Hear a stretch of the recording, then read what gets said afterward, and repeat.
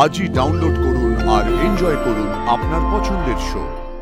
ইনি রাজমহলের বড় রাজাবাবু। এলাকার মানুষজন যেহেতু সেরকমটাই ভাবছে, তাই বড় বৌদি সিদ্ধান্ত নিয়েছেন যে আরেকটা পরীক্ষা করাবেন। তোমরা ওনাকে নিয়ে ভেতরে যাও।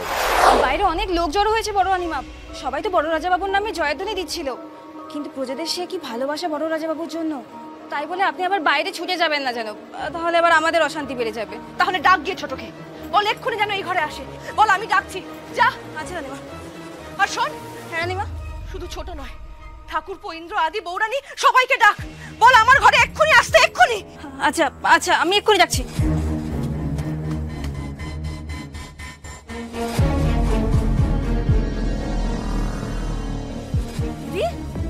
কি হয়েছে তোমার?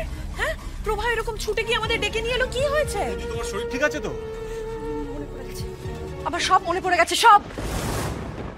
ঠাকুরপো, তুমি ওনাকে আরেকবার ডেকে পাঠাও। হ্যাঁ বৌদি, তুমি বললে নিশ্চয়ই। তোমার কি মাথা খারাপ হয়ে গেছে নাকি? এমনিতেই ফুলকে যাকে এনে এই বাড়িতে হাজির করেছে তাকে নিয়ে হুলস্থুল পড়ে গেছে, আমি পুলিশ দেখেছি। ওই লোকটাকে আর এই বাড়িতে ঢুকতে দেওয়া সম্ভব নয়। আমি ওনাকে আরেকবার পরীক্ষা করতে না পারলে আমার মন শান্ত হবে না।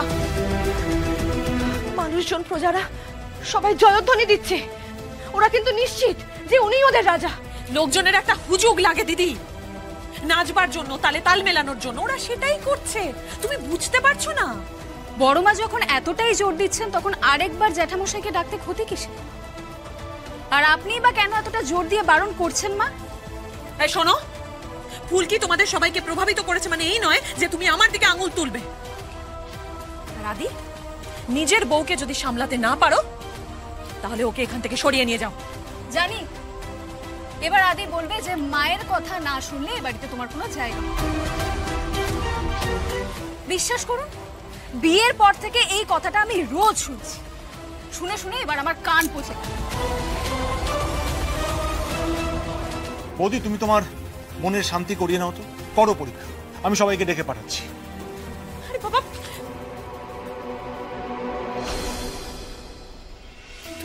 দিদির মাথায় হঠাৎ নতুন কি এসেছে সেটাই তো এখনো বুঝতে পারছি না। কি পরীক্ষা করবে আবার দিদি? আর তাতে যদি সত্যিটা বেরিয়ে আসে, আর কেউ না জানুক, আমি তো জানি যে উনিই বড় রাজা বাবু, আর সেটা প্রমাণ হয়ে গেলে তো মহা বিপদ। কি যে হবে, শেষে তীরে এসে তরি না ডোবে। ফুলকি, বড় বৌদি একবার তোমাদেরকে ভেতরে ডাকছে। অলগোর স্যার, আবার কোনো? না না না না, সেরকম কিছু না। আসলে বড় বৌদি অন্য আরেকটা পরীক্ষা করাতে চাইছেন। বড় বৌদির মনে হচ্ছে যে কোথাও একটা ভুল হচ্ছে। ইনি রাজমহলের বড় রাজাবাবু।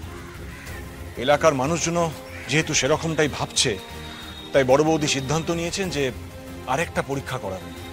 তোমরা একটা কাজ করো, তোমরা ওনাকে নিয়ে ভেতরে যাও। যাক, মা কালী সবাইকে সুবুদ্ধি দিয়েছে সত্যি প্রমাণ করার জন্য। হোক না হাজারটা পরীক্ষা, কোনো অসুবিধা নেই। ব্যাস বাবা, চলো ভেতরে চলো। স্যার চলো। বলছি ফুলকি, আমাদের আবার ভেতরে যাওয়াটা কি জরুরি? কি বলছেন কি স্যার আপনি?